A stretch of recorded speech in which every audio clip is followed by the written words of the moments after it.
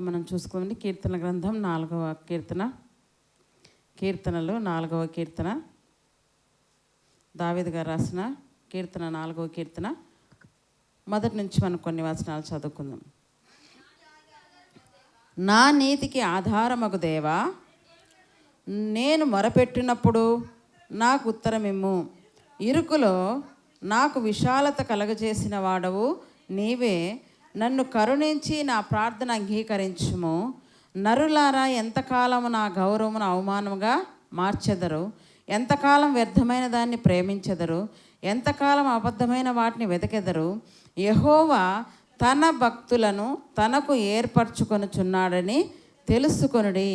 నేను యెహోవాకు మొరపెట్టగా ఆయన ఆలకించును. ఈ కీర్తన ఎవరు రాశారంట? దావీదు గారు ఈ కీర్తన రాశారు. ఇక్కడ ఒక మాటను మనకు తెలియచేస్తున్నాడు అనమాట.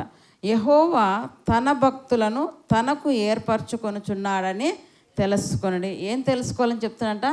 యెహోవా తన భక్తులను తనకు ఏర్పరచుకొనుచున్నాడు. మరి ఇక్కడ ఉన్న వాళ్ళందరూ భక్తులు కదా కదా ప్రపంచంలో ఎన్నో కోట్ల మంది క్రైస్తవులు ఉన్నారు. మరి వారందరూ భక్తులు కాదంటే మన దృష్టిలో అందరూ భక్తులే కదా. బైబిల్ పట్టుకుంటేనే భక్తి అంటాం, ప్రార్థన చేస్తేనే భక్తి అంటాం, సంఘానికి పోతేనే భక్తి అంటాం. ఇదంతా మనం పై వాటిని చూసి ఏం చేస్తామంట, వీళ్ళు భక్తులు అని మనం అనుకుంటున్నాం. అందుకే చూడండి, క్రిస్మస్ కానీ మరి ఈస్టర్ కానీ గుడ్ ఫ్రైడే కానీ జరిగినప్పుడు తర్వాత రోజు న్యూస్ ఏమిస్తారు? ఈనాడు పేపర్ చూసినా, సాక్షి పేపర్ చూసినా, నిన్నటి దినమున భక్తులతో సంఘాలన్నీ కూడా కిటకిటలాడిపోతున్నాయి. ఎవరితో కిటకిటలాడుతున్నాయంట? భక్తులతో. అంటే సంఘానికి వచ్చిన క్రైస్తవులు అందరినీ ఏమనుకున్నారు? న్యూస్ వాళ్ళు భక్తులు అనేస్తున్నారు. అసలు భక్తులు అంటే ఎవరు? దేవుడు గుర్తించిన భక్తులు ఎవరు? అందరూ భక్తుల. ఈరోజు పాఠము, దేవుడు గుర్తించిన భక్తులు ఎవరు? అందరూ భక్తుల? అందరూ క్రైస్తవుల?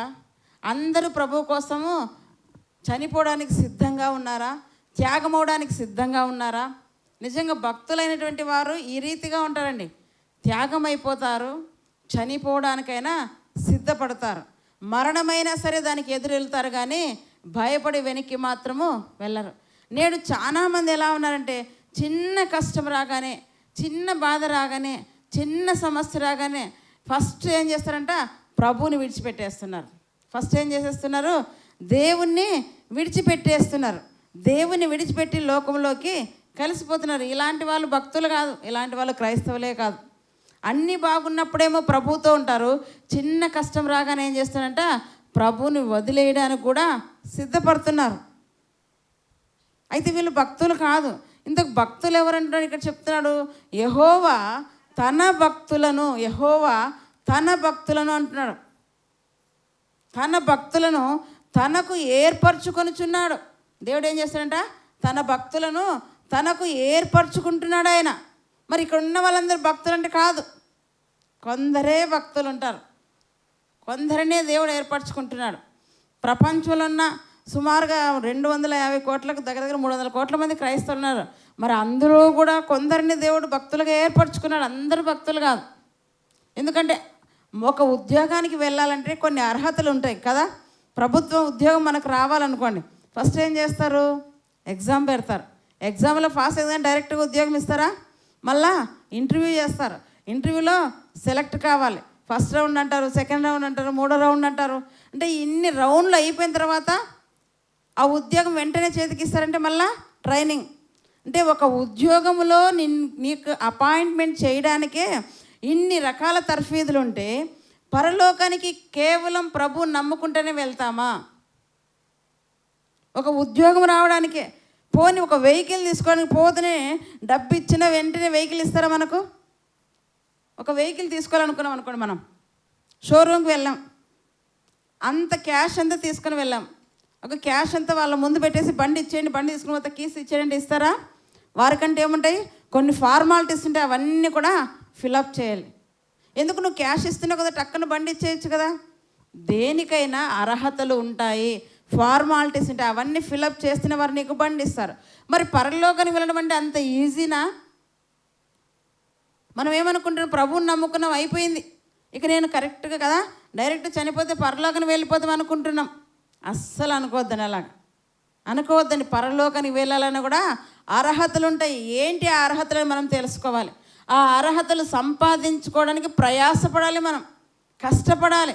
ఇక్కడ అదే చెప్తున్నా, అందరూ భక్తులు అంటే కాదు, కొందరే భక్తులు ఉన్నారు. అందుకంటే యెహోవా తన భక్తులను అంటారు చూడండి. యెహోవా తన భక్తులను తన కోసము ఏర్పరచుకుంటున్నాడు.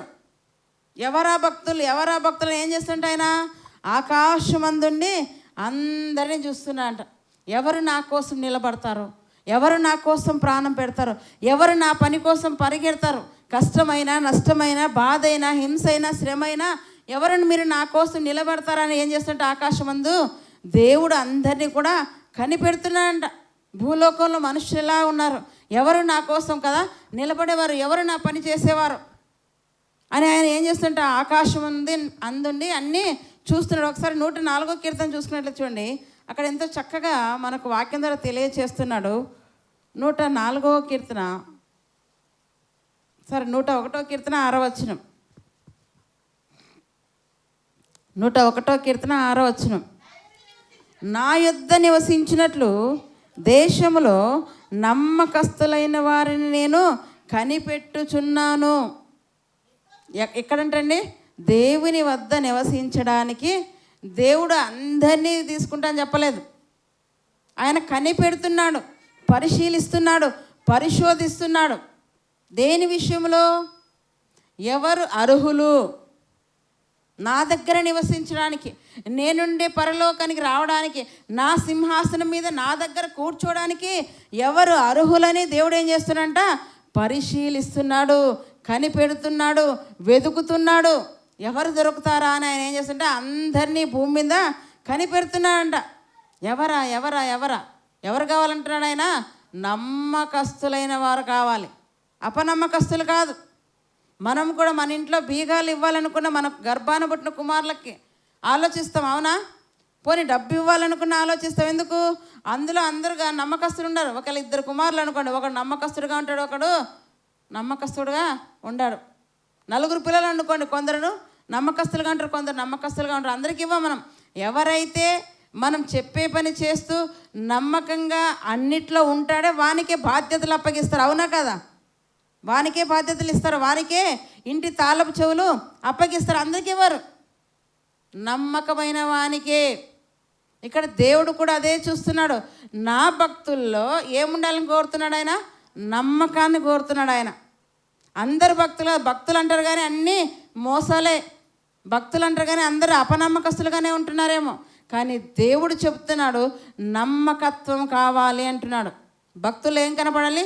నమ్మకత్వం కావాలి. అందుకే అబ్రహాముని అడిగాను, అబ్రహమా, నీకు ఒక్కడైన నీ కుమారుని, నీవు బహుగా ప్రేమించే నీ కుమారుని మోరియా పర్వతం మీద నాకేమి ఇవ్వాలంట? బలిగా ఇవ్వాలి అన్నాడు. ఇప్పుడు ఏం చూడాలనుకున్నాడు దేవుడు అబ్రహాంలో? ఇంతవరకు నన్ను ప్రేమించాడు, ఎందుకంటే పిల్లలు లేరు కాబట్టి. ఇప్పుడు గర్భాన కుమారుని ఇచ్చాను కదా, ఈ కుమారుని ఎక్కువగా ప్రేమిస్తున్నాడు. ఈ ప్రేమను చూస్తూ నన్ను ఎక్కడ మర్చిపోయాడో కదా. ఈ ప్రేమ కోసం కొందరు ఏం చేస్తారంట? బిడ్డల మీద ప్రేమ కోసం, భర్తల మీద ప్రేమ కోసం, వస్తువుల మీద ప్రేమ కోసం దేవుణ్ణే అమ్మేసే వాళ్ళు ఉన్నారు, దేవుణ్ణే వదిలేసే వాళ్ళు ఉన్నారు. ఆ పరీక్ష అబ్రహాముకు వచ్చింది. అబ్రహాము భక్తుడే, కానీ ఆ భక్తుడైన అబ్రహాముకు దేవుడు ఏం చేస్తాడంట?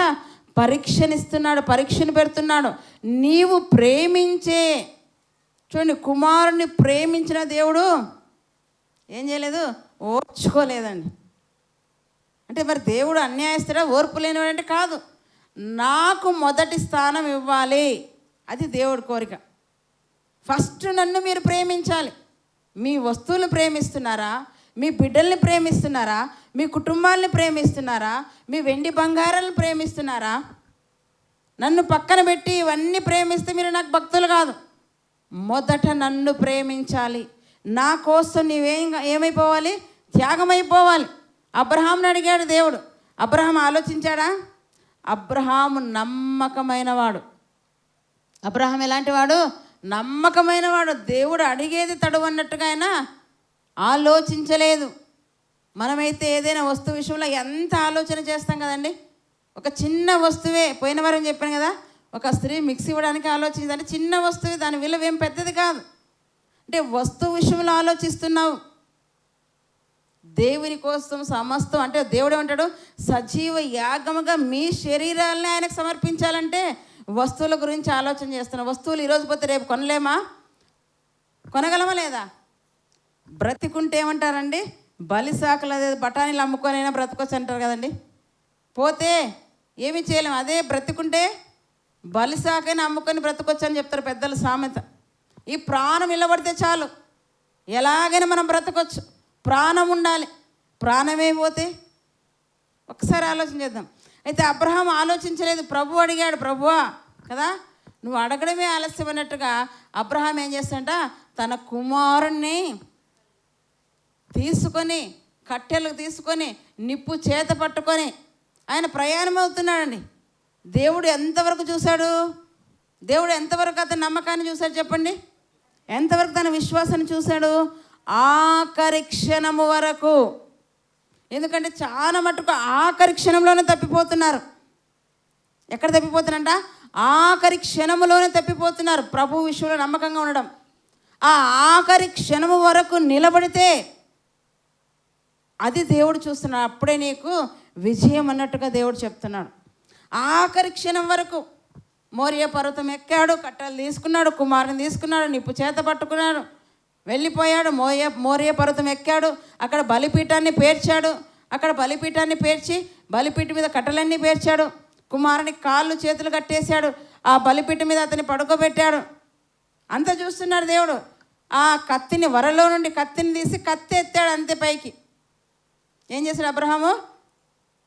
బలిపీఠాన్ని కట్టాడు, కట్టెలు పేర్చాడు, కుమారుని పడుకోబెట్టాడు కాళ్ళు చేతులు కట్టేసి. ఇక కత్తి తీసి కత్తి ఎత్తాడు, ఒక్క ఏటుని నరికేసి దహించేయాలని. ఆ క్షణంలో దేవుడు ఏమంటాడు చూద్దామా ఒకసారి. ఆదికాండం 22వ అధ్యాయం. దీని అందరూ ఆదికాండం 22వ అధ్యాయము 11వ వచనం చూద్దాం.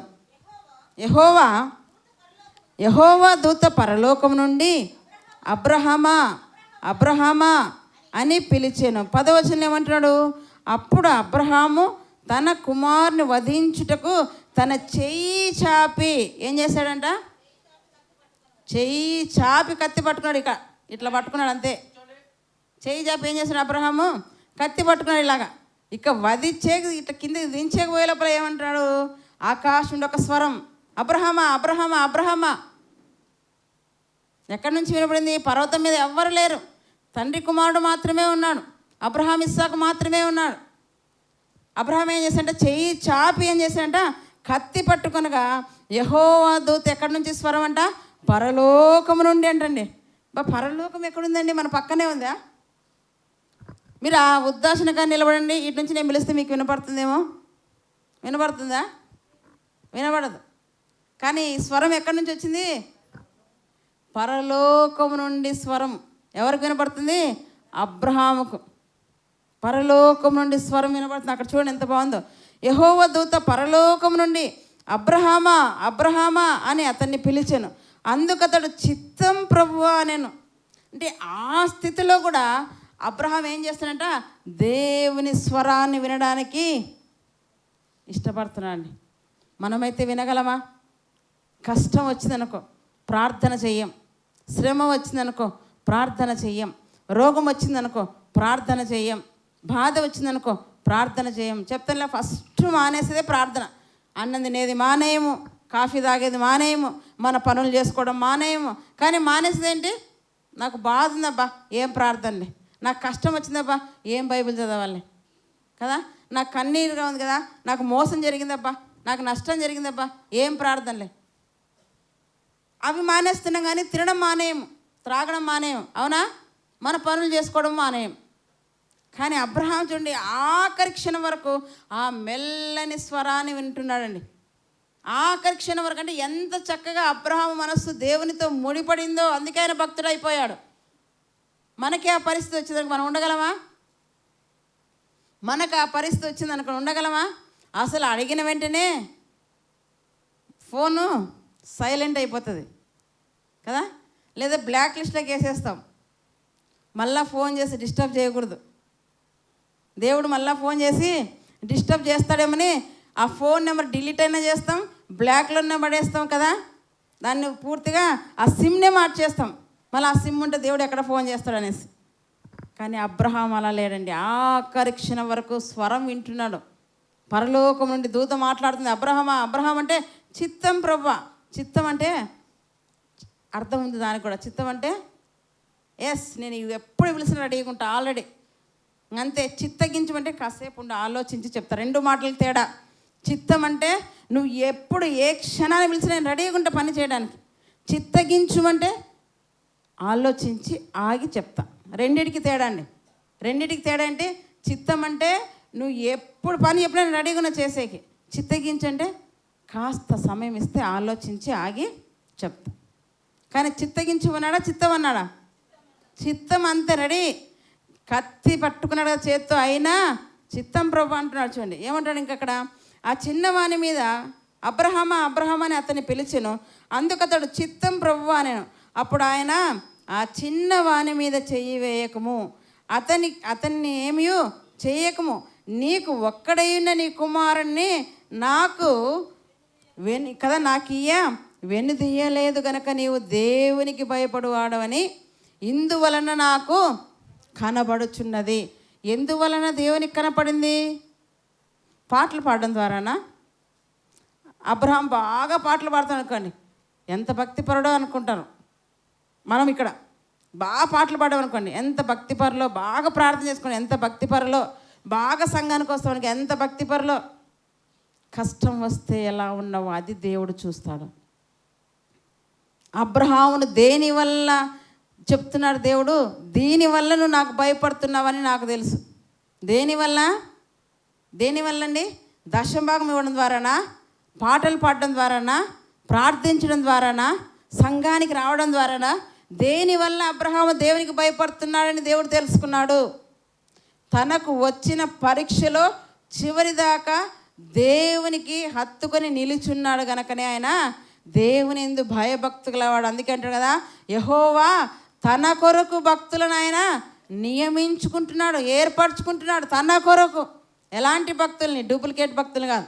చూడండి, మార్కెట్లోకి ఎప్పుడైనా ఒక ఒరిజినల్ మెడిసిన్ వచ్చింది అనుకోండి, వెంటనే యాసిడ్ దానిలాగానే ఏమొస్తుంది? డూప్లికేట్. సేమ్ ఒరిజినల్ది డూప్లికేట్ది పక్కన పెడితే కనుక్కోవడం కష్టం. ఒరిజినల్ది డూప్లికేట్ది పక్కన పెడితే కనుక్కోవడం కష్టం. దాని మీద పరిశీలన ఉన్నవారు మాత్రమే కనుక్కోగలరు, లేకుంటే రెండు ఒకటే అనేస్తారు. అంటే భక్తులు ఉన్నారు కదా, భక్తుల వేషం వేసుకున్న వారు కూడా ఉన్నారు. కానీ అబ్రహాము భక్తి గలవాడు, నమ్మకస్తుడు కదా అని దేవుడు ఎలా తెలుసుకున్నాడంట? ఇందువలననే నేను తెలుసుకున్నాను. ఎందువలన? తన కుమారుణ్ణి దేవునికి ఇవ్వడంలో వెనకదేయలేదు. అదే అక్కడ చెప్తున్నాడు చూడండి, ఆ చిన్నవాని మీద చెయ్యి వేయకము, అతన్ని ఏమీ చెయ్యకము, నీకు ఒక్కడైనా కదా నీ కుమారుణ్ణి, నీకు ఒక్కడే. ఎంతమంది ఉన్నారు కుమారులు ఆయనకి? ఒక్కడే. పైగా ఎలా ఉన్నంట? ప్రేమించే కుమారుడు అంటున్నాడు అక్కడ పైన మొదటి వచనంలో. ఆ సంగతులు జరిగిన తర్వాత దేవుడు అబ్రహామును పరిశోధించిన ఎట్లనగా, ఆయన అబ్రహామా అని పిలువగా అతడు చిత్తం ప్రభువా నేను. అప్పుడు ఆయన, నీకు ఒక్కడైనా నీ కుమారుని అనగా అది ఆలోచన చేయాలి. అనగా అంటే ఏందో ఉందని మనం ఆలోచన చేయాలి. నీకు ఒక్కడైనా నీ కుమారుని నాకు ఇయ్యి అనొచ్చు కదా, నీకు ఒక్కడైనా నీ కుమారుని ఇస్సాకు నాకు ఇయ్యి అనొచ్చు. అలా అనడం లేదు ప్రభువు. నీకు ఒక్కడైనా నీ కుమారుని అని అంటూ అనగా అన్నాడు. అంటే ఏం జరిగింది అక్కడ? అనగా అంటూ నీవు ప్రేమించే అన్నాడు. ఏమంటాడంట? నీవు ప్రేమించు. అది మీరు గమనించాలి, ఆ పాయింట్ మీరు పట్టుకోవాలి. నీకు ఒక్కడైనా నీ కుమారుని అంటున్నాడు, బాగానే ఉంది. మళ్ళీ అనగా అంటున్నాడు అంటే ఏంటంట? నీవు ప్రేమించే అని అంటున్నాడు. అంటే మన ప్రేమ ఎక్కడికి వెళ్ళిపోయింది? అబ్రహాం ప్రేమ ఎక్కడికి వెళ్ళిపోయిందంట? దేవుని సన్నిధికి వెళ్ళిపోయిందండి. మీరు గమనించాలి. నీ కష్టం దేవుని సన్నిధికి వెళ్ళిపోతుంది, నీ ప్రార్థన దేవుని సన్నిధికి వెళ్ళిపోతుంది, నువ్వు ప్రేమించే ఆ విధానం కూడా దేవుని సన్నిధికి వెళ్ళిపోతుంది. మరి ఎవరిని ఎక్కువగా మీరు ప్రేమిస్తున్నారు? నాకంటే ఎక్కువగా ఎవరెవరిని ప్రేమించకూడదని పోయిన వారం చూసుకున్నాం. తండ్రినైనను, తల్లినైనను, కుమారునైనను, కుమార్తెనైనని మత్తయి సువార్తలో ఉంది. లూకా సువార్తలో సహోదరునైనను, సహోదరుడు కదా, అన్ననైనను, తమ్మునైనను, అక్కనైనా చెల్లెలైనా భార్యనైనా కూడా ప్రేమించుకో. అంటే ఇందులో ఏమొచ్చారు? అందరు వచ్చారు. ఈ లిస్టులో ఎవరు వచ్చారంట? అందరు వచ్చారు. ఎవరికంటే ఎక్కువగా? నాకంటే ఎక్కువగా వీరెవ్వరిని ప్రేమించొద్దంటే మీరు వస్తువుల్ని ఎక్కువగా ప్రేమిస్తున్నారేమో, జాగ్రత్త. వెండిని ఎక్కువగా ప్రేమిస్తున్నారేమో, బంగారుని ఎక్కువగా ప్రేమిస్తున్నారేమో, వస్త్రాలను ఎక్కువగా ప్రేమిస్తున్నారేమో. ప్రభువు చూస్తున్నాడు. కుమారుని ప్రేమించిన ఆ విధానమే, ఆ ప్రేమ ఎక్కడికి వెళ్ళిపోయిందంట? దేవుని సన్నిధికి వెళ్ళిపోయింది. కనుక దేవుడు ఏం చేస్తున్నాడు? అబ్రహామును పరీక్షిస్తున్నాడు, పరిశోధిస్తున్నాడు, పరీక్ష పెట్టాడు. ఇతడు తన కుమారుని ఎంతగా ప్రేమిస్తున్నాడు. ఏంటి? 100 సంవత్సరాలు నేను కదా ఇచ్చాను, నన్ను జ్ఞాపకం చేసుకోలేదా, నన్ను ప్రేమించాలి కదా. ఇతని కుమారుని ఇచ్చిన తర్వాత నా మీద అతనికి ప్రేమ తగ్గిందేమో. చూడండి దేవుని ఆలోచన విధానం, దేవుని ఆలోచన విధానం మీరు గమనించండి. ఎంత చక్కగా దేవుడు మనలాగా, ఆయనకు మనం ఆలోచిస్తున్నాం, ఇప్పుడు మనలాగా ఆయన ఆలోచిస్తున్నాడు. నిజంగా ఇంతవరకు అబ్రహాం ప్రతి విషయంలో నన్ను ఎక్కువగా ప్రేమించేవాడే, ఏదైనా సరే ప్రభు అనేటువంటి వాడే. ఇప్పుడు కుమారుని ఇచ్చాను కదా, కుమారుని మీద ఎక్కువగా ప్రేమ చూపిస్తున్నాడు. ఎంత ప్రేమ చూపిస్తున్నాడు? నాకంటే ఎక్కువ ప్రేమ చూపిస్తున్నాడేమో. కనుక నేను ఏం చేయాలి? అబ్రహాముకు పరీక్ష పెట్టాలి. అబ్రహాముకు నేను పరీక్ష పెట్టాలి. ఈ పరీక్షలో అబ్రహాము నన్ను ఎక్కువగా ప్రేమిస్తున్నాడా, తన కుమారుని ఎక్కువగా ప్రేమిస్తున్నాడో తెలిసిపోతుంది. తెలిసిపోయిందా?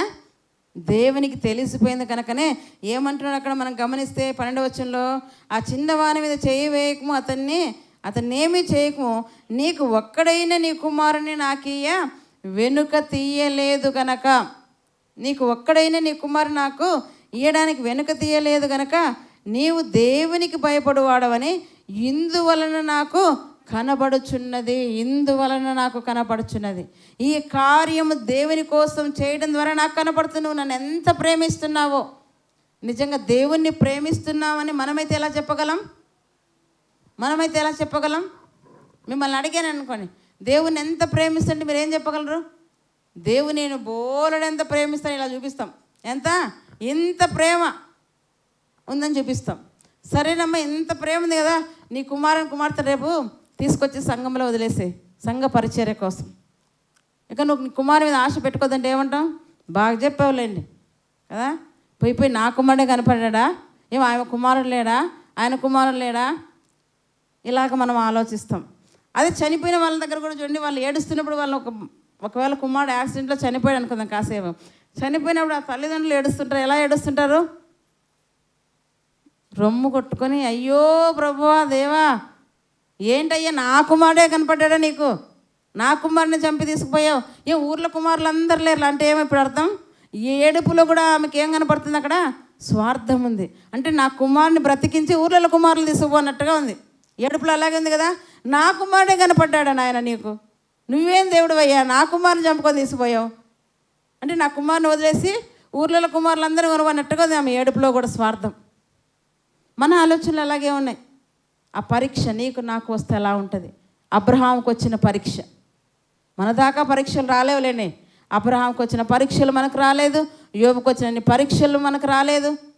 కానీ మనం విశ్వాసంలో ఏమైపోతున్నామో తప్పిపోతున్నాం. భక్తులైనటువంటి వారికి ఇలాంటి పరీక్షలు వచ్చినప్పుడు, ఈ పరీక్షలు నిలబడినప్పుడే నిజమైన భక్తుడివి, నిజమైన భక్తుడు. అందుకే యెహోవా తన కొరకు ఏం చేశాట? భక్తులనైనా నియమించుకుంటున్నాడంటండి. అబ్రహామును నియమించుకున్నాడు దేవుడు కోరుకున్నట్లుగా అబ్రహాం తన జీవితాన్ని మలుచుకున్నాడు. మరి నీవు నేను మనమందరం కూడా ఆయన కోరుకున్నట్టుగా మన జీవితాలు మనం మలుచుకుంటున్నామా? ఎవరి యందు ఎక్కువగా ప్రేమ చూపిస్తున్నాం? దేవుని మీద ప్రేమ చూపిస్తున్నామా? మనుషుల మీద ప్రేమ చూపిస్తున్నామా? నిజంగా దేవుని మీద ప్రేమ చూపిస్తే నీ ఆలోచనలు అన్నీ కూడా ఎప్పుడు ఎలా ఉంటాయి? దేవుని మీదనే ఉంటాయి. దేవుడా అడిగాడా? అయితే ఓకే, దేవుని కోసం సమస్తం, నేను త్యాగం కావాలి, నా వస్తువులు త్యాగం కావాలి, నా పిల్లలు త్యాగం కావాలి, నా పిల్లలు అరిగిపోయి నలిగిపోయి కృషించి చనిపోయినా పర్వాలేదు, నా దేవుని కోసం అనుకోవాలి. ఆ మనస్సు నీకుందా? ఆ మనస్సు నీకుంటే నువ్వు నిజమైన భక్తుడవు, భక్తురాలవి. ఈరోజు పరీక్షించుకొని, గుండెల మీద చేయి వేసుకొని, నిజంగా నేను దేవుని భక్తునైతే ఈ శ్రమ, ఈ కష్టం, ఈ బాధ వస్తే నేనేం చేయగలను? నా దేవుని కోసం నా బిడ్డలను త్యాగం చేయగలనా? నా వస్తువులను త్యాగం చేయగలనా? నన్ను నేను త్యాగం చేసుకోగలనా అని మీరు ఒకసారి మీ గుండెల మీద చేసుకొని పరీక్షించుకోండి. అంత స్థితికి మనము వచ్చేసరికి మనం ఏమైపోతున్నాం, వెనక్కి వెళ్ళిపోతున్నాం. ఆ స్థితిలో కూడా రావడం లేదు. ఈనాడు భక్తులందరూ ఎలా ఉన్నారంటే డూప్లికేట్ భక్తులే. ఈనాడు భక్తులందరూ, నేను చెప్పేస్తున్నాండి, గమనిస్తున్న ఒక్కొక్క భక్తిని చూస్తుంటే మాకు విసుగు వస్తుంది, నాకు నా పిల్లలకి. మేము ఇంట్లో పరీక్షించుకుంటాం, ఆలోచన చేసుకుంటాం, ఎందుకు వీళ్ళు ఇలా చేస్తున్నారు, అందుకు వాళ్ళు ఇలా చేస్తున్నారు, ఏంటి ఇదంతా, ఏమి మనం వెంట రాదే. మన శరీరమే మనకు ఉండదు. మన శరీరం ఉంటుందా మనకేమన్నా గ్యారెంటీగా? ఏమీ ఉండదు. శరీరం నాది కాదు, ఆత్మ నాది కాదు, ఈ ఆరోగ్యం నాది కాదు, ఆయుష్ నాది కాదు. మరి ఏదిని నువ్వు అతిశయపడుతున్నావు? ఎందుకు మిడిసిపాటు నీకు? ఏది నీది కానప్పుడు నువ్వేం చేయాలి? దేవుని హత్తుకొని ఉండాలి. ప్రభువా, ఈ జీవితమే నాది కాదయ్యా, ఈ బ్రతుకు నాది కాదయ్యా, నీవిచ్చావు నన్ను బ్రతకమని. నీవిచ్చిన ఈ ఆయుష్లో నీకోసం నేను ఎక్కువగా బ్రతకాలి అని మనం ఏం చేయాలంట? తీర్మానించుకోవాలి. అబ్రహాం ఎంత చక్కగా ఆయన బ్రతుకుతున్నాడు చూడండి. ఎవరి యందు దేవునికి ప్రీతి, ఎవరి యందు దేవునికి ఇష్టం అంటే, కీర్తన చూడండి, 16వ కీర్తన మనం గమనిస్తే 3వ వచనం అక్కడ చెప్తున్నాడు. 16వ కీర్తన 3వ వచనం, నేను ఇలాగందును భూమి మీదనున్న భక్తులే శ్రేష్ఠులు, వారు నాకు కేవలము ఇష్టులు. ఎవరికంటండి? ఎవరు శ్రేష్ఠులంట? మిమ్మల్ని అడిగానండి, మీరేం చెప్తారు? ఎవరు శ్రేష్ఠులు? ఏది శ్రేష్టమైంది భూమి మీద అంటే మీరు ఏం చెప్తారు? శ్రేష్టమైంది ఏదంటే కోహినూరు వజ్రం అనేస్తారేమో కదా. శ్రేష్టమైంది ఏంటంటే కోహినూరు వజ్రం, అవునా? మనకు అర్థమైంది. లేదా 24 క్యారెట్స్ బంగారేమో, లేదా ఓఫీర్ కదా. మనం గమనించి రకరకాలుగా మనం చెప్పుకుంటాం. కానీ దేవునికి ఏది శ్రేష్టం అంటే తెలుసా? భక్తులే శ్రేష్ఠులంట. దేవునికి ఏది ఇష్టమో ఇక్కడ ఎవరు చెప్తున్నారు ఈ మాట? దావీదు గారు చెప్తున్నారు. దావీదు గారు కూడా అంటున్నాడు, నాకు కూడా భక్తులే ఇష్టం. నాకు కూడా ఎవరు ఇష్టం అంట? భక్తులే ఇష్టం. జ్ఞానం గలవాడు జ్ఞానితో సహవాసం చేస్తాడు, భక్తి గలవాడు భక్తులతో సహవాసం చేస్తాడు. భక్తి లేనివాడు మూర్ఖులతో అందరితో సహవాసం చేసి పాడైపోతాడు. అందుకే తన సహవాసం ఎవరితో ఎలా ఉందో కూడా మనం పరీక్షించుకోవాలి. ఇక్కడ ఏం చెప్తున్నా అంట? నేను ఇలాగందును అంటున్నాడు ఆయన. ఏమంటాడంట? నేను ఇలాగందును భూమి మీద ఉన్న భక్తులే శ్రేష్ఠులంట. దేవుని ప్రేమలో శ్రేష్టత ఉండాలి. హేబేలు ఏం చేశాడంట? మొట్టమొదట హేబేలు ఏం చేశాడంట? శ్రేష్టమైంది దేవునికి ఇచ్చాడు. భక్తులు ఏం కనపడుతుందంట? ఏది పడితే అది దేవునికి ఇవ్వరండి. భక్తుల్లో ఏం కనపడుతుందంట? ఏది పడితే అది ఇవ్వరు. దేవునికి ఇవ్వాలి అన్నప్పుడు ఏం చేస్తారంట? శ్రేష్టమైంది తీసుకొని వస్తాడు. కయ్యను కూడా తీసుకొచ్చాడు, కానీ అందులో శ్రేష్టమైందని రాస్తాడు. అక్కడ ఏమన్నా కయ్యను తెచ్చాడు అర్పణ, హేబేలు అర్పణ తీసుకొచ్చాడు. కానీ హేబేలు అర్పణ మాత్రం ఏమంటున్నాడు అక్కడ బైబిల్లో? శ్రేష్టమైంది అన్నాడు. కయ్యను అర్పణ అన్నాడా? కయ్యను అర్పణ గురించి రాయబడలేదు. కానీ హేబేలు మాత్రం తను తీసుకొచ్చేటప్పుడు తన హృదయం కూడా ఎలా ఉందంట? ఇది నా దేవునికి, ఏమనుకున్నాడంట? నా దేవునికి క్రొవ్వినది నేను తీసుకొని పోవాలి. ఈ సంపద ఇచ్చింది ఆయనే, ఈ బ్రతికిచ్చింది ఆయనే, ఈ ఆయుష్ ఇచ్చింది ఆయనే. ఈరోజు నేను ఆయన దగ్గరికి అర్పణ తీసుకుని పోలా. అసలు అర్పణలు తెమ్మని వారికి ఎవరు చెప్పలేదండి. ఫస్ట్ ఆఫ్ ఆల్ ఏం చేయాలంట? అర్పణలు తీసుకురమ్మని దేవుడు వారిని అడగలేదు. కయ్యను హేబేలును. అంతకుముందు జనాంగం ఎవరు లేదు, ఆదాము అవ్వ మాత్రం ఉన్నారు. వారి గర్భాన మొదటి కుమారుడు కయ్యను, రెండో కుమారుడు హేబేలు. వీళ్ళిద్దరు అనుకున్నారు, వీళ్ళే ఆలోచన చేసుకున్నారు, దేవునికి ఏం తీసుకుని పోవాలనుకున్నారంట? అర్పణ. ఆ రోజు ఇలాంటి బోధలు లేవు, ఇలాంటి దశమభాగాలు లేవు. ఎవరు కూడా, దేవుడు కూడా వారికి చెప్పలేదు. చెప్పకపోయినా వారు ఏం ఆలోచన చేశారంట? దేవునికి అర్పణ తీసుకొని పోవాలి. భక్తుడు దేవుని ఆలోచనలోకి వెళ్ళిపోతాడు. భక్తుడు దేవుని యొక్క ఆలోచనలకు వెళ్ళిపోతాడు. బహుశా హేబేలు చెప్పాడేమో, నాకైతే తెలియదు. కానీ కయ్యను కూడా నేను తీసుకొని వస్తానని తీసుకొచ్చాడు. కానీ తీసుకుని వచ్చేటప్పుడు కయ్యను మనస్సును, హేబేలు మనస్సును దేవుడు చూస్తున్నాడంటండి. ఆ అర్పణ తీసుకొస్తున్నప్పుడు ఎవరు చూస్తాడంట? ఆకాశమందున్న దేవుడు వారి మనస్సులను చూస్తున్నాడు.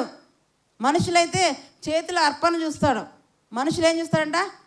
చేతుల అర్పణలు చూస్తారు కదా. ఇంకా కాపర్లు ఏం చేస్తారంటే ఇలా పెట్టినప్పుడు కానుకలు కదా, ప్రార్థన చేసిన చేతులు ఎవరైనా కానుక పెట్టడం, కానుక తడుముతారంట. ఎక్కువ కానుక పెద్ద నోటు కనపడదు అనుకో విస్తారంగా ప్రార్థన చేస్తారంట. చిన్న నోటు కనపడదు అనుకో ఆమె అనేస్తారంట 2 మాటలతో. నాకు తెలియదు, వేరే పిల్లోడు చెప్తున్నాడు. ఆ సంఘంలో దండిగా కానుక ఇచ్చే వాళ్ళకు 10 నిమిషాలు ప్రార్థన అంట, చిన్న నోటు కొంచెం ఇచ్చే వాళ్ళకి దేవుడు ఆశీర్వదించిన కాక పదాన్ని దొబ్బేస్తారంట. కట్టలు అంటే చేతులు పట్టుకున్నప్పుడు వారికి తెలిసిపోతుందంట. అది ఎలా తెలుస్తుంది నాకైతే తెలియదు. ఆ కానుక పట్టుకొని తడుముతారంట. తడిమినప్పుడు ఇది పెద్ద నోటే అనుకొని ఎక్కువ ప్రార్థన చేస్తారంట. అంటే ఈ లోకంలో మనుషులు కనపడే కానుకను ప్రేమిస్తున్నారు, కనపడే అర్పణ మీద లక్ష్య పెడుతున్నారు. కానీ దేవుడు ఏం చేస్తాడంట, అర్పణ తీసుకొని వచ్చే వ్యక్తి యొక్క హృదయాన్ని దేవుడు చూస్తున్నాడండి. అది దేవుడు ఏం లక్ష్య పెడతాడంట, మనుషులు పై వాటిని లక్ష్య పెడతారు, కానీ నేనైతే హృదయాన్ని లక్ష్య పెట్టువాడను అంటాడు. మనుషులు ఏం లక్ష్య పెడతారంట, పై వాటిని లక్ష్య పెడతారు. అందుకే చూడండి, ఆదికాండం 4వ అధ్యాయానికి వచ్చినట్లయితే ఆయన ఏం చేస్తున్నాడో చూస్తున్నాం ఒక మాట. ఆదికాండం 4వ అధ్యాయం 4వ వచనం 3వ వచనం చదువుకుందాం. తర్వాత ఆమె అతని తమ్ముడకు హేబేలు కనెను. హేబేలు గొర్రెల కాపరి, కయ్యను భూమిని సేదపరచువాడు. కొంతకాలమైన తర్వాత కయ్యను పొలము పంటలో కొంత యెహోవాకు అర్పణగా తెచ్చెను. హేబేలు కూడా తన మందలో తొలుచూలను పుట్టిన వాటిలో క్రొవ్విన వాటిని కొన్ని తెచ్చెను. యెహోవా హేబేలు అతని అర్పణను లక్ష్య పెట్టెను. అయితే ఇద్దరు అర్పణ తీసుకొచ్చినప్పుడు దేవుడు ఎవరి అర్పణ లక్ష్య పెట్టాడంట, ఎవరి అర్పణ అంట, హేబేలు అర్పణను. అక్కడ బాగా చదవండి, మళ్ళీ ఒకసారి ఇప్పుడు విడమర్చి చదవండి వాక్యాన్ని. హేబేలు కూడా తన మందలో తొలుచూను పుట్టిన వాటిలో క్రొవ్విన వాటిని కొన్ని తెచ్చెను. యెహోవా హేబేలును, అడాగండి, యెహోవా హేబేలును ఎవరిని లక్ష్య పెడుతున్నాడు, ఫస్ట్ మనిషిని చూస్తున్నాడు. ఆయన హృదయాన్ని ఆయన చూస్తున్నాడు.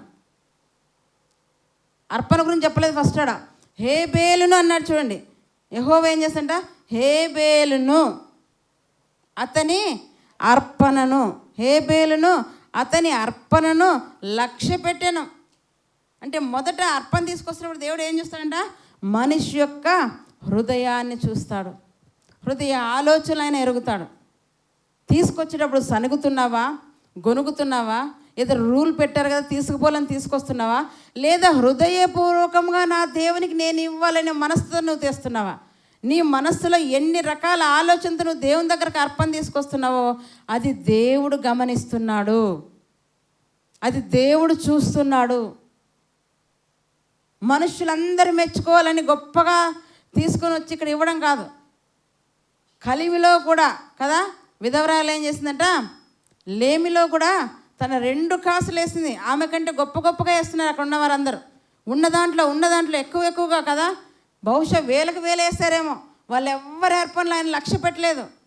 మరి వాళ్ళందరూ వేశారు కదా, ఈమె 2 కాసులు వేసింది, కానీ ఈమె కంటే ఎక్కువగా అక్కడున్న అందరూ వేస్తున్నారు కానుకలు. ఆ కానుకలు ఆయన లక్ష్య పెట్టలేదు. ఈమె కానుకలు లక్ష్య పెట్టండి ఎలా వేసిందంట, లేమిలో తన జీవనం అంతా అంటే నా ప్రభువు కంటే నాకేది కూడా అది చూస్తున్నాడు ప్రభు.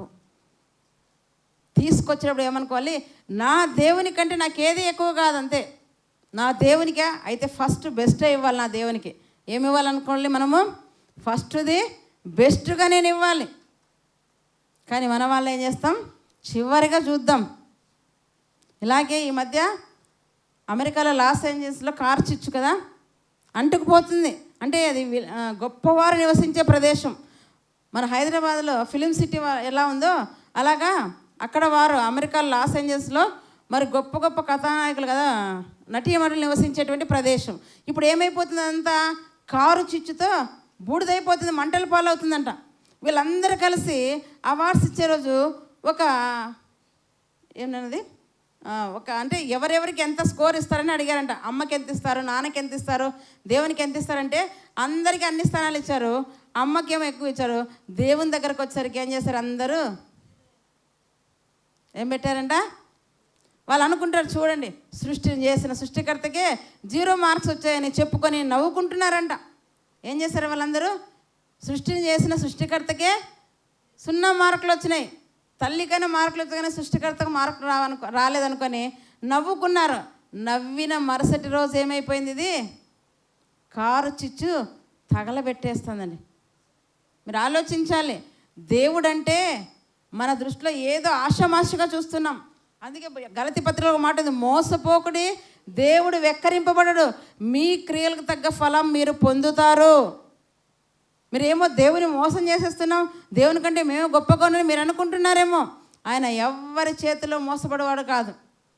మోసపోద్దని మీరు మోసపోతున్నారు అంతే. ఇక్కడ అదే మోసపోతున్నాడు. కయ్యను అర్పణ తెచ్చాడు, హేబేలు అర్పణ తెచ్చాడు.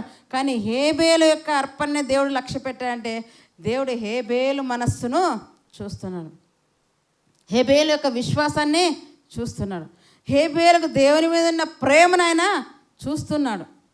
ఈరోజు అలాంటి ప్రేమ, అలాంటి భక్తి, అలాంటి విశ్వాసం మనకుందా? పరీక్షించుకుందాం. అలా లేకపోతే అవకాశం ఇస్తాడు, అవకాశం ఇస్తున్నాడు. దాన్ని మనం ఏం చేయాలంట? దాన్ని వినియోగించుకోవాలి.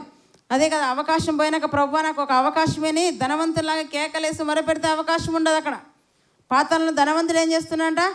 తండ్రివైన అబ్రహామా కనికరం చూపు అన్నాడు, లాజరుతో నాకు నీళ్లు పంపించన్నాడు. అవకాశం ఇచ్చాడు అక్కడ దేవుడు? అవకాశం ఇవ్వలేదు. అవకాశాన్ని ఎవరు కూడా దుర్వినియోగం చేసుకోవద్దని. ఈరోజు దేవుడు నిన్ను సజీవ లెక్కలో ఉంచాడంటే నీ నుంచి దేవునికి ఏదో పని ఉంది. నిన్ను బ్రతికించాడంటే ఏదో పని ఉంది.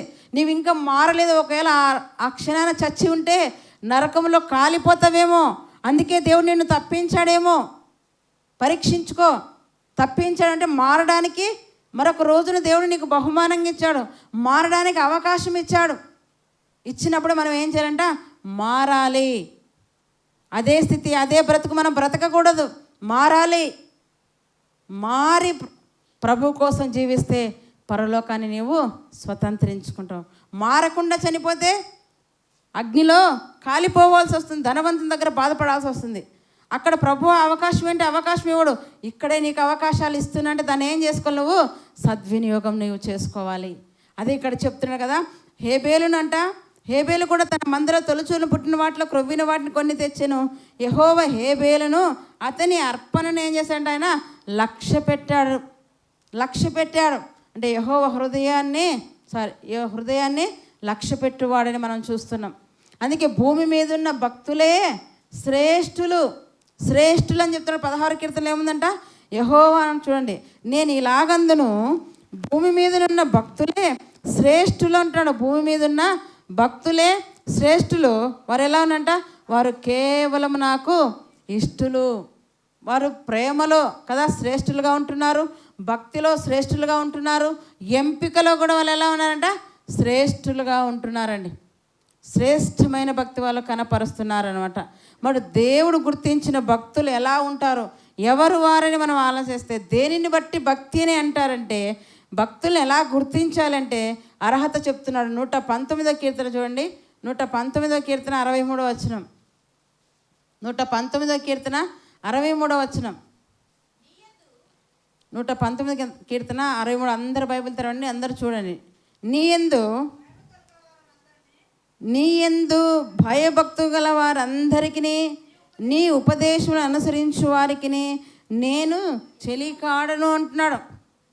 ఎవరు రాస్తారు ఈ కీర్తన? దావీదు గారే అంటారండి. ఇక్కడ పేరైతే రాయబడలేదు కానీ దావీదు గారే అంటారు. ఎవరంట ఆయనకి ఇష్టమంట? నీ యందు భయభక్తు గల వారందరికీ, నీ ఉపదేశములు అనుసరించు వారికి నేను చెలికాడను. ఎవరితో స్నేహం చేయాలంటున్నాడు? ఎవరితో ఆయన స్నేహం చేస్తున్నాడు? ఎవరి పడితే వారితో ఆయన స్నేహం చేయలేదు, సహవాసం చేయలేదు. ఎందుకంటే ఇతరులతో, మూర్ఖులతో, అజ్ఞానంతో కదా సహవాసం చేస్తే చెడిపోతారని బైబిల్ చెప్పింది. మూర్ఖులతో సహవాసం చేయవాడు చెడిపోవును, జ్ఞానులతో సహవాసం చేయవాడు మరి ఇంకెక్కువగా జ్ఞాని అవుతాడు. అంటే నీ సహవాసం ఎవరితో ఉండాలి? భక్తులతో ఉండాలి. అవిశ్వాసులతో ఉంటే నీకున్న అరకొర విశ్వాసం పోయి పూర్తిగా లోకంలో కలిసిపోవడానికి నీవు ఇష్టపడతావు. ఎందుకంటే నీకుండేదే అవిశ్వాసం. నువ్వు మరిపోయి అవిశ్వాసులు సహవాసం చేసావనుకోండి, ఏమైపోతావు? విశ్వాసం నుండి పూర్తిగా తొలగడానికి అవకాశం ఉంటుంది. అదే విశ్వాసంతో నువ్వు సహవాసం చేసుకోండి. ఆ విశ్వాసం ఏం చేస్తాడు? నిన్ను వాక్యముల చేత పురికొల్పుతాడు, రేపుతాడు. అప్పుడు నువ్వేమనుకుంటావు?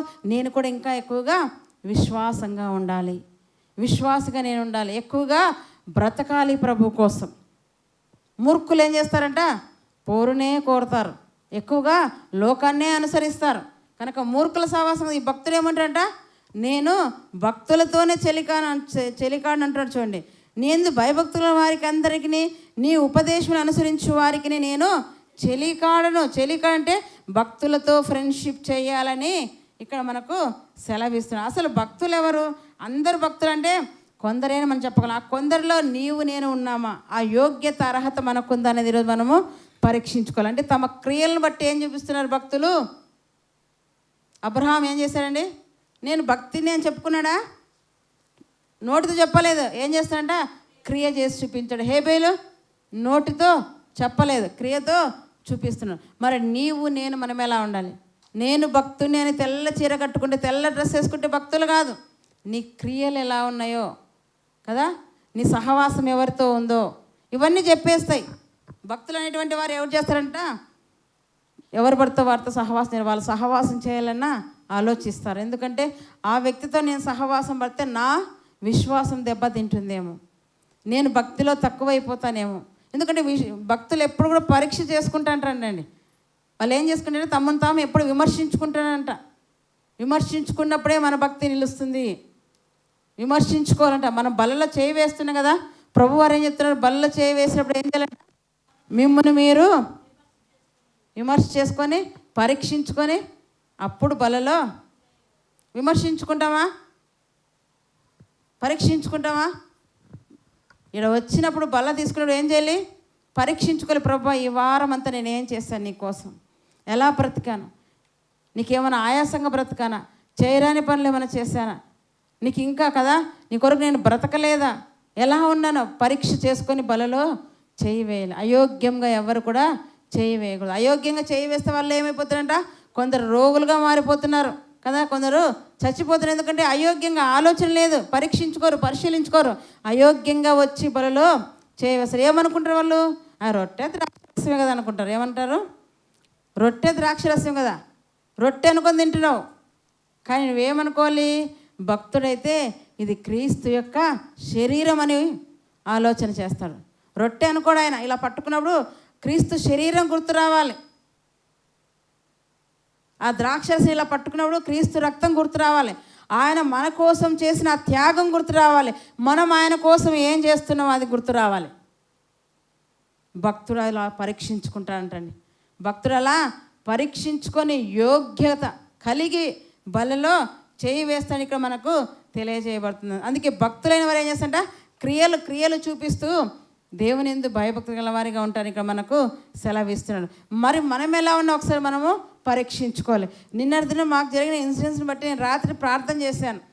ప్రార్థన చేసుకున్నప్పుడు దేవుడు నాకు ఒక వాక్యం చూపించాడు. చూడండి, 97వ కీర్తన 10వ వచనం. 97వ కీర్తన 10వ వచనం. యెహోవాను ప్రేమించు వారలారా చెడుతనమును అసహించుకొనండి, తన భక్తుల ప్రాణములను ఆయన కాపాడుచున్నాడు. ఏమంటాడంట? యెహోవాను ప్రేమించువారులారా, యెహోవాను ప్రేమించువారులారా. దేవుణ్ణి ప్రేమించేవాడు ఏం చేస్తాడ? చెడుతనాన్ని అసహించుకుంటాడు, చెడుగును ప్రేమించడు, చెడ్డవానితో సహవాసం చేయడు, చెడ్డ మాటలు పలకడు, చెడుగా ప్రవర్తించడు, చెడుగా తిరగడు. ఇవన్నీ ఎవరు చేయరంట? దేవుణ్ణి ప్రేమించేవాడు చేయడంట. దేవుణ్ణి ప్రేమించేవాడు ఏం చేస్తాడు? ఎప్పుడు కూడా తాను మంచిగా ఉండాలని, భక్తిగా ఉండాలని, విశ్వాసంగా ఉండాలని, నమ్మకంగా ఉండాలని, నిరీక్షణ కలిగి ఉండాలని, దేవునితో ఉండాలని ఆలోచన ఉంటుంది. దేవుని ప్రేమించినవాడు ఏం చేస్తాడు? భక్తిహీనులతో సహవాసం, లోకంతో సహవాసం, తనకిష్టం వచ్చిన తాను బ్రతకడం, ఇలా చేస్తాడు. అందుకే ఇక్కడ ఏమంటంట? యెహోవాను ప్రేమించు వారలారా చెడుతనాన్ని అసహించుకోవాలి. నిజంగా నువ్వు దేవుని ప్రేమిస్తే ఏం చేయాలంట? చెడుతనాన్ని అసహించుకోండి, చెడును అసహించుకోండి, చెడుని విడిచిపెట్టండి, చెడుకు దూరంగా ఉండండి, దేవుని హత్తుకొని ఉండండి. దేవుని ప్రేమించేవారు చేసే పని అది. అందుకే ఇక్కడ ఏమంటాడు? యెహోవాను ప్రేమించు వారలారా చెడుతనమును అసహించుకోండి, తన భక్తుల ప్రాణములను ఏం చేస్తున్నాడు? ఆయన కాపాడుతున్నాడు అంటండి. ఎవరు కాపాడుతున్నాడు? నిన్నదిమున మా ప్రాణాలన్నీ కూడా ఆయనే కాపాడాడు. ఇందులో మా మంచితనం లేదు, మా గొప్పతనం అస్సలు లేదు. మాకు ఒక అవకాశం ఇచ్చాడు మా అందరికీ. నిన్నటి దినమున దేవుడు మాకు ఒక అవకాశం ఇచ్చాడు. ఈవెన్ నేను కూడా, నాలో కూడా ఇంకా ఆయాస్కర మార్గం ఉందేమో, దేవునికి అవకాశం ఇచ్చాడు, దాన్ని సద్వినియోగం చేసుకోవాలి. ఇచ్చిన అవకాశాన్ని నేను పరీక్షించుకొని సరి చేసుకొని ప్రభు కోసం మరీ ఎక్కువగా ఆయనను హత్తుకొని బ్రతకడానికి దేవుడు నాకు అవకాశం ఇచ్చాడు. ఆయన అంటున్నాడు కదా, తన భక్తుల ప్రాణములను ఒక్కరిని బట్టి కుటుంబాన్ని కాపాడుతాండి. నీ ఇంట్లో నువ్వు ఒక్కనిగా భక్తిగా ఉంటే నిన్ను బట్టి నీ కుటుంబాన్ని కాపాడుతాడు. ఈ భూమి మీద, పరలోకంలో కాదులేండి, ఈ భూమి మీద నిన్ను బట్టి నీ కుటుంబాన్ని కాపాడుతాడు. సొదొమ గొమొర్రా పట్టణంలో ఎవరున్నారు? లోతున్నాడు. లోతు ఒక్కడే భక్తిపరుడుగా కనపడుతున్నాడు. అతని భార్య బిడ్డలు ఏమీ కనపడలేదు. కానీ అతన్ని బట్టి దేవుడు ఏం చేస్తాడంట, ఆ కుటుంబాన్ని అంతటినీ తప్పించేస్తాడు దేవుడు. భక్తిగా నీవు ఉండండి, ఒక్కరిని బట్టైనా సరే కాపాడుతాడు దేవుడు. అందుకే ఇక్కడ ఏమంటాడు, తన భక్తుల ప్రాణులైనా కాపాడుచున్నాడు. దానియేలుని ఎలా కాపాడంట, తన దూతను పంపించి. ఆ దానియేలు గ్రంథం ఇందాక చదివిన మాట నాకు ఒక మాట నచ్చింది చూడండి. దానియేలు గ్రంథం 6వ అధ్యాయం 23వ వచనం చదువుకుందాం. అక్కడ కూడా ఇదే మాట మనకు అక్కడ తెలియజేస్తాడు. దానియేలు గ్రంథం 6వ అధ్యాయం 23వ వచనం చదవండి. దానియేలు గ్రంథం 6వ అధ్యాయం 23వ వచనం. రాజు ఇందును గూర్చి అతి సంతోషభరితుడై దానియేలు గృహలో నుండి పైకి తీయుడని ఆజ్ఞేయగా బంట్రోతులు దానియేలును బయటికి తీసిరి. అతడు అక్కడ మీరు గమనించాలి, ఎవరతడు? దానియేలు ఎలా ఉన్నంట, దానియేలు తన దేవుని యందు, మన పాఠ్యాంశం వచ్చేసిందా, యెహోవా తన కొరకు భక్తులను ఏర్పరచుకొని ఉన్నాడు. ఇక్కడ ఏమంటున్నాడు, దానియేలు తన దేవుని యందు. యెహోవానేమో భక్తులను తన భక్తులు అంటున్నాడు, దానియేలేమో దేవుణ్ణి తన దేవుడు అంటున్నాడు. ఎలా ఉంచాడు అంటే ఈ ఇద్దరి ప్రేమ ఎలా ఉందో మనం చూడాలి.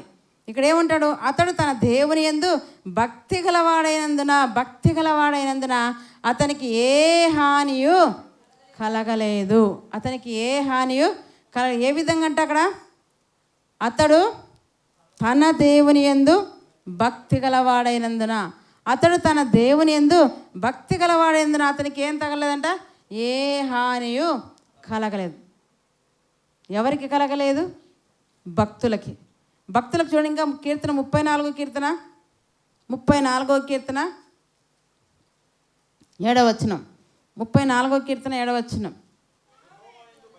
యెహోవా యందు భయభక్తులు గల వారి చుట్టూ ఆయన దూత కావలి ఉండి వారిని రక్షించును.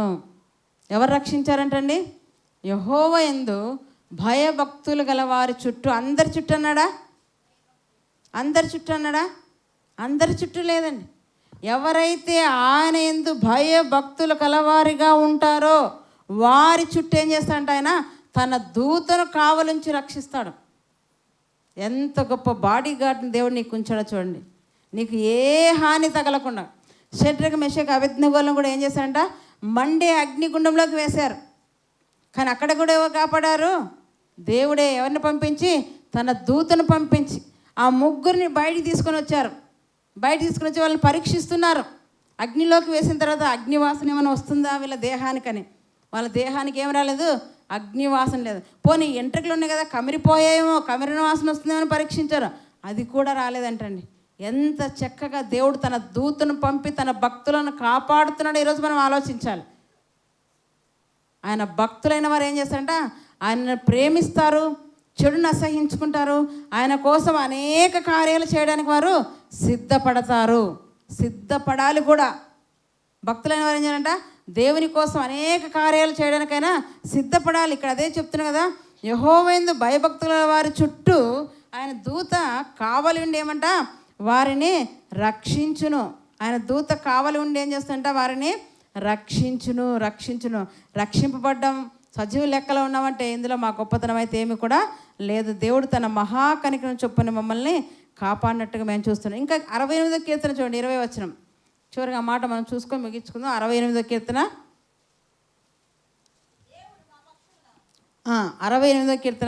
20వ వచనం. దేవుడు మా పక్షమున పూర్ణ రక్షణ కలగజేయ దేవుడై ఉన్నాడు. మరణం తప్పించుట ప్రభువైన యెహోవా వశం.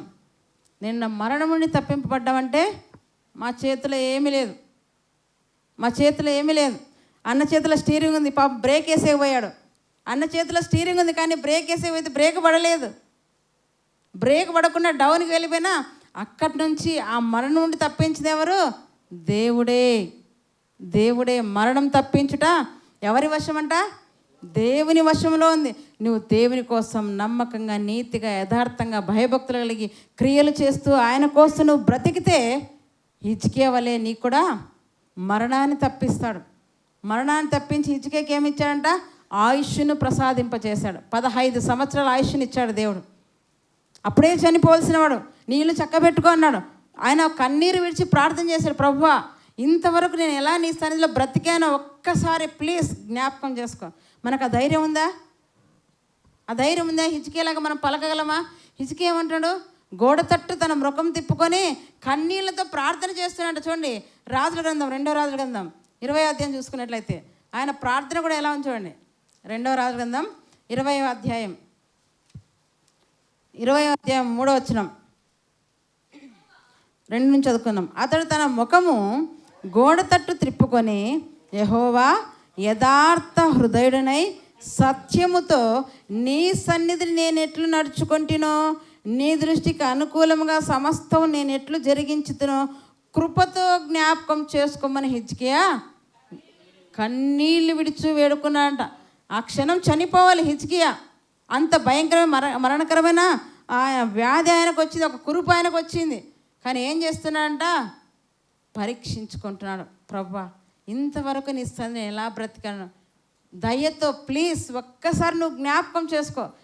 నిన్ను విడిచి నేను దూరంగా పోలేదు, నీకు ఆయాస్కరంగా నేనేమి బ్రతకలేదు, నీకు అనుకూలంగానే నేను జీవించాను అంటున్నాడు. నువ్వు ఎలా బ్రతకమంటే, ఎలా జీవించమంటే అలా నేను జీవించానైనా ఒక్కసారి జ్ఞాపకం చేసుకో. ఆ అర్హత మనకుందా? ఈ క్షణాన మరణం మనకు కబలించడానికి వస్తే అనే ధైర్యం దమ్ము మనకుందా? ఏం చేసామని మనం ప్రభు కోసం అడగలం మనము? ఆయన అడుగుతున్నాడు, ప్రభా నీ సన్నిధిలో ఇంతవరకు నేను ఎలా బ్రతికానో ఒక్కసారి నా లిస్ట్ ఓపెన్ చేయి, నా బుక్ ఓపెన్ చేయి అంటున్నాడు. ఆ భాష అదే అనుకుంటాను నేనైతే. ఎందుకంటే ప్రతి ఒక్కరికి ఒక గ్రంథం రాయబడుతుంది, జీవిత గ్రంథం. మనం పోయినప్పుడు గ్రంథాలు విప్పబడతాయి. హిజ్కియా ప్రార్థన చేస్తున్నాడు కదా, ప్రభా ఒక్కసారి నా పుస్తకం తెరిచి చూడయ్యా, నా పుస్తకంలో మైనస్ ఎక్కువ ఉందా, ప్లస్ ఎక్కువ ఉందా? ప్లస్ అంటే దేవుని కోసం చేసిన పనులు, మైనస్ అంటే నా కోసం నేను చేసుకున్న పనులు. అలా బుక్ తెరచు అన్నాడు. ఆడ లేదు కానీ నేను చెప్తున్నా, మరి మీరు మళ్ళీ పొరపాటుగా బుక్కులు అనొద్దండి. ఆడ లేదు, నేను చెప్తున్నాను. అక్కడ ఏమంటారంట? దయతో జ్ఞాపకం చేసుకో, ఒక్కసారి చూడు. నన్ను చూస్తే నా చరిత్ర అంతా నీకు తెలుసు. నేను ఈరోజు చనిపోవాలి, అయినా నాకు తెలుసు నాకు ఆ రోగం వచ్చింది, కానీ నేను ఇంతవరకు ఎలా బ్రతికానో ఒక్కసారి జ్ఞాపకం చేసుకోదయ్యా అంటున్నాడు. దేవుణ్ణి కన్నీళ్ళు విడుస్తూ అడుగుతున్నాడు. బ్రతికించమని అడగడం లేదు, ఒక్కసారి జ్ఞాపకం చేసుకో. ఒక్కసారి నేను ఎలా బ్రతికాను, నీకేమైనా ఆయాసంగా తీసేసేయి, నేను పాపం చేసింటే తీసేసేయి, కానీ ఎలా బ్రతికాను ఒక్కసారి జ్ఞాపకం చేసుకో. ఎంత బాగా చెప్తున్నాడు చూడండి. యెహోవా యథార్థ హృదయుడినై అంటున్నాడు. ఎలా బ్రతికాడంట ఆయన? యథార్థ హృదయంతో బ్రతికాడంట. ఇంకా సత్యముతోనే ఆయన ఉన్నాడంట. ఇంకా నీ సన్నిధి నేను ఎట్లు నడుచుకుంటునో, నీ సన్నిధి నేను ఎట్లు నడుచుకుంటునో నీ దృష్టికి అనుకూలముగా, దేవుని దృష్టికి అనుకూలంగా నడిచాడు. దేవుని సన్నిధిలో చక్కగా ఆయన ప్రవర్తించాడు. అమర్యాదగా ఎప్పుడు కూడా దేవుని సన్నిధిలో ప్రవర్తించలేదు. మర్యాదపూర్వకంగా దేవుని యందు భయభక్తులు కలిగి ఆయన నడుచుకున్నాడు. సత్యముగా ఆయన జీవించాడు, యథార్థముగా ఆయన బ్రతికాడు. కనుకనే ధైర్యంగా ఈ ప్రార్థన చేయగలుగుతున్నాడంట. ఎలా చేస్తున్నాడంట? యెహోవా యథార్థ హృదయుడనై సత్యముతో నీ సన్నిధి నేను ఎట్లు నడుచుకుంటునో నీ దృష్టికి అనుకూలముగా సమస్తమును నేను ఎట్లు జరిగించుతునో. ఎట్లా అంట? కృపతో జ్ఞాపకం చేసుకో. కృపతో జ్ఞాపకం చేసుకోమని హిజ్కియా కన్నీళ్ళు విడుచుచు యెహోవాను ప్రార్థించాడు. ఆయుష్యమని లేదు, నన్ను బ్రతికించని అడగలేదు, నేను ఎలా జీవించాను ఒకసారి నువ్వు జ్ఞాపకం చేసుకున్నాడు అంతే. ఇంకా ఆయన చెప్పి, యెషయా ప్రవక్త గారు చెప్పి, హిజ్కియా నువ్వు చనిపోతే నీ ఇల్లు చక్క పెట్టుకొని అంతఃపురంలో ఉన్న ఆయన చెప్పి బయటికి వెళ్తున్నాడు. ఇంకా నడిమిషాలకు వెళ్ళకముందే మళ్ళా యెషయాకు జవాబు వచ్చింది. ఆయన అక్కడ వెళ్ళకముందు ఏం చేశాడు? ఇంటిని చక్క పెట్టుకోలేదు. మనం చనిపోతామంటే ఏం చేస్తాం? రేపు అంత భూమికి అంతం వస్తుందని చెప్పారనుకో న్యూస్. ఈరోజు ఏం చేస్తాం? అందరం కలిసి చక్కగా క్రొవ్విన పొట్టేళ్ళు కోసుకొని బిర్యానీలు మసాలా కదా ఇలాగే తింటారు. ఎవరు కూడా దేవుని రేపు చచ్చిపోతాం కదా మనం సిద్ధపరచుకుందాం సరిగా సర్చ్ చేసుకుందాం అనుకోరు ఎవరు. రేపు చనిపోదాం కదా ఈరోజు ఏం చేయాలంటే తిందాం త్రాగుదాం. చనిపోతున్నాం కదా ఎలాగని తినేద్దాం, బాగా చనిపోదాం కదా బాగా ఎంజాయ్ చేసేద్దాం. ఇలా ఆలోచిస్తున్నారు మనుషులు. చనిపోతున్నాం కదా, నాకు చావు వస్తుంది కదా, నా పరిస్థితి ఏమిటి, చస్తే భయంకరమైన నరకం నుండి నన్ను ఎవరు తప్పిస్తారు. కనుక ప్రభు నన్ను జ్ఞాపకం చేసుకుని ఎవరైనా మనం ప్రార్థన చేస్తామా? ఆయన చేస్తున్నాడు. ఇంటిని చక్క పెట్టుకొని చెప్పాడు యెషయా ద్వారా దేవుడు. కానీ ఇంటిని చక్క పెట్టుకోవడం కాదు, తన పదవి, తన అధికారం, తన ఆస్తులని ఇతరులకు చెప్పడం కాదు, నేను ఎలా నడుచుకున్నాను అని మొదటి దేవుని సన్నిధిలో ఆయన ప్రార్థన చేశాడండి. అప్పుడు దేవుడు వెంటనే అతనికి సమాధానం ఇస్తున్నాడు. చూడండి, యెహోవాను ప్రార్థించాను, యెషయా నడిమిషాలలో ఉండి అవతలకు వెళ్ళక మునిపే, ఇంకా ఈయన చెప్పి అలా దాటక మునిపే ఏమొచ్చింది, ఆయనకు సమాధానం వచ్చింది. ఏమంటాడు? వెళ్ళక మునిపే యెహోవాకు అతని ప్రత్యక్షమై ఇలాగూ సెలవిచ్చును, నీవు తిరిగి నా ప్రజలకు అధిపతివైన హిజ్కియా యొద్దకు పోయి అతనితో ఇట్లను, నీ పితరుడైన దావీదునకు దేవుడగు యెహోవా నీకు సెలవిచ్చినదేమనగా, నీవు కన్నీళ్లు విడుచుట చూచి తిని నీ ప్రార్థన నేను అంగీకరించున్నాను, నేను నిన్ను బాగు చేసేదను. బాగు చేసి ఏం చేస్తాంట, 3వ దినమున నీవు యెహోవా మందిరంలోకి ఎక్కిపోదువు. మేము ఈరోజు మందిరానికి ఎక్కి వచ్చాం. నిన్ననే చనిపోయింటే మా విషయమే భూస్థాపన చేసి అందరూ ఏడ్చేవాళ్ళేమో. కానీ దేవుడు మందిరానికి ఎక్కి రావాలి, ఆయన మాటలు చెప్పాలి, ఆయన స్తుతించాలని ఈరోజు మాకు అవకాశం ఇచ్చాడు. ఆయన 3వ దినం మందిరానికి ఎక్కి వచ్చాడు. మేము ఈరోజే మరుసటి దినమనే మందిరానికి ఎక్కి రావడానికి దేవుడు మాకు అవకాశం ఇచ్చాడు. అందుకు దేవుని కృతజ్ఞతాస్తుతులు చెల్లిస్తున్నాం కదా. 3వ దినం మందిరానికి ఎక్కిపోదు, ఇక 15 సంవత్సరంలో ఆయుష్యము నీకిచ్చేదనని దేవుడు చెప్పాడు. ఈయన ఆయుష్ అడిగాడా? హిజ్కియా ఆయుష్ అడిగాడా? ఆరోగ్యం అడిగాడా? ఇంటిని చక్క పెట్టమన్నాడా? భార్య బిడ్డను సరిగా చూసుకోమన్నాడా? ఏమి చెప్పలేదు. నేను ఎట్లా నడిచానో నువ్వు చూసుకో. ఆ ధైర్యం మనకందరికి ఉండాలి. దేవుని సన్నిధిలో యథార్థంగా, నమ్మకంగా, నీతిగా, భయభక్తులు కలిగి దేవుని సన్నిధిలో నువ్వు నడిస్తే మరణం తప్పించుట యెహోవా వశం. మరణం నిన్ను కబలించడానికి వచ్చిన దాన్ని తప్పించగలడు. మరి కొంతకాలం ఆయుష్ కూడా ఆయన ఇవ్వగలడు. కనుక దేవుని ఎలా ఉండాలంట? భయభక్తులు కలిగి ఉండాలి. తన భక్తులు ఎవరో తనకు బాగా తెలుసు అంట దేవునికి. ఎవరు భక్తులు కాదని దానికి తెలుసు. మనం చెప్పుకోవడం కాదు, ఆయనకు తెలుసు. తన భక్తులను ఆయన విడవడు. తన భక్తుల ప్రాణాలను ఆయన కాపాడుతున్నాడు. తన దూతను కావాలని రక్షిస్తున్నాడు. అయితే భక్తులు అనేటువంటి వారు ఏం చేశారంట? క్రియలు చేసినట్టుగా మనం చూస్తున్నాం. అబ్రహాము క్రియలు చేశాడు, హేబెలు క్రియలు చేశాడు, ఇంకా చాలామంది భక్తులు చెప్పుకుంటూ పోతే సమయం చాలదు. మీకు ఇద్దరిని చూపించే ముగిస్తున్నాను కదా. వారిలాగా భక్తులుగా అనేటువంటి వారు మనం ఏం చేయాలంట? ప్రభు కోసము సమస్తము చేయాలి, ప్రభువుని ఎక్కువగా ప్రేమించాలి. ఆయన ఎక్కువగా ప్రేమించి సమస్తం మనం చేసినట్లయితే, నమ్మకంగా, యథార్థంగా, నీతిగా ఆయన సన్నిధిలో మనం బ్రతికినట్లయితే దేవుడు మరి కొంతకాలం మనకు ఆయుష్ను ఇవ్వగలడు. ఇచ్చిన ఆయుష్ను కూడా సద్వినియోగం చేసుకోవాలి, కానీ దుర్వినియోగం ఎవరు కూడా చేసుకో. కనుక తన భక్తులు ఎవరంట? ఎవరైతే నమ్మకంగా ఆయన ఎందుకు భయభక్తులు కలిగి ఆయన చెప్పిన ప్రతి పనికి చిత్తం ప్రభు అని తల ఊపుతారో వారందరూ కూడా ఆయన భక్తులను ఇక్కడ వాక్యం ద్వారా దేవుడు మనకు సెలవిస్తున్నాడు. దేవుడు ఈ వాక్యం ద్వారా మనందరినీ కూడా దీవించునుగాక. ఆమేన్.